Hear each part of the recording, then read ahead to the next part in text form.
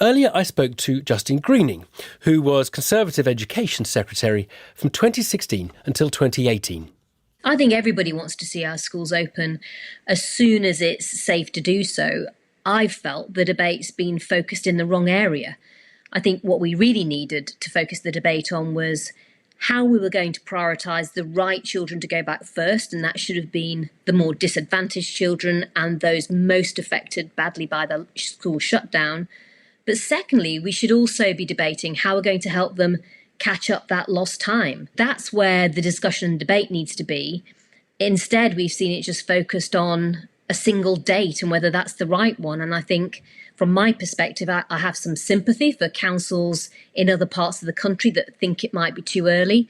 But that's almost something to set on one side, whilst the actual plan is agreed between the government, unions and teachers. Is it a bit depressing that the old familiar argument between governments and unions, education unions, seem to have re-emerged, and it's not been a terribly constructive dialogue? I think many parents will have found it fundamentally disappointing that whilst we were able to see our leaders, both in government and in unions, work together when it came to helping the NHS get through and putting the furlough scheme in place to save and protect jobs, that has now broken down when it's come to schools and our children's future.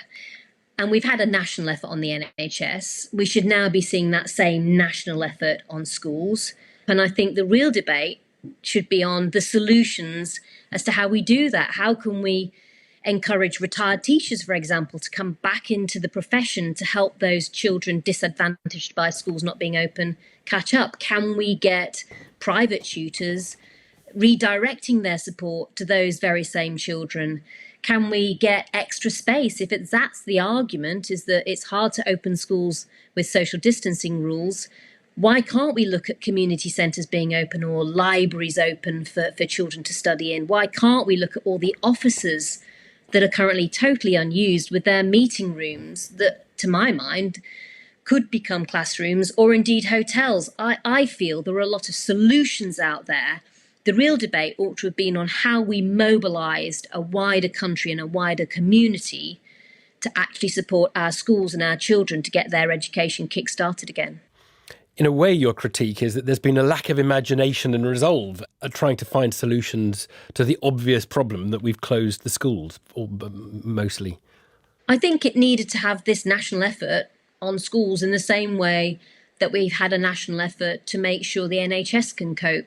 And it seems to me that we can still have that sort of approach, but it does require being shaped by ministers and by government, and it does require the unions to be able to set aside maybe the areas they disagree with ministers on and to work on those offline, but in the meantime to come together with councils and with ministers to find solutions to these challenges.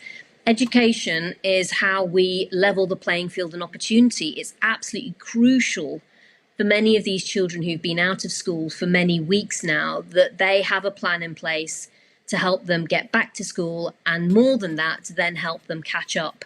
There was already an opportunity gap that Britain faced before coronavirus hit. Coronavirus has made that gap far wider.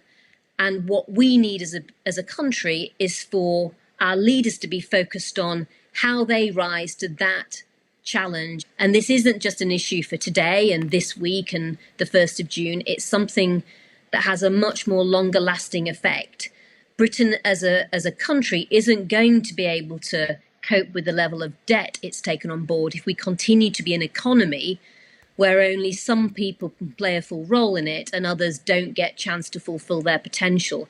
So tackling inequality of opportunity is also how we tackle productivity. And in tackling productivity, that's how we will sort out our public finances. How do you think is he your successor but one, Gavin Williamson, in the education department? How do you think he's doing? I think he's got an awful lot on his plate, but I think there are also some solutions out there that can help get our kids back into school.